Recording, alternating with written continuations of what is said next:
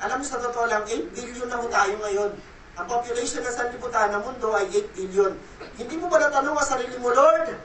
Sa 8 billion na yun, napili mo ako. Natanong mo na ba kung gaano ka ka-espesyal sa Panginoon at pinili ka niya? 8 billion, napili ka ng Diyos. Amen. Na-appreciate mo ba ngayon sa oras na ito kung gaano ka ka-espesyal kay Lord? Ang dami-daming tao, isa ka sa pinili, isa ka sa hinanap, isa ka sa tinawag ng Diyos, then you are special.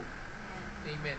Pero tayo minsan hindi natin ma-appreciate yung pagtawag ng Diyos kasi bakit po? May iba tayong tinitingnan. Sino tinitingnan natin? Yung mga tao who financially blessed, pero spiritually dead. Maraming mga tao who financially blessed, pero who patay spiritual. Huwag kayo humaingit sa kanila. Dapat sila yung maingit sa atin dahil bakit po? Pinili ka ng Diyos, ng kataas-taasan Diyos. Napakaraming tao, pero isa ka sa pinulot ng Diyos, kinuha ng Diyos, at sinabi niya, ikaw ay anak ko. Amen. Amen po ba? Amen.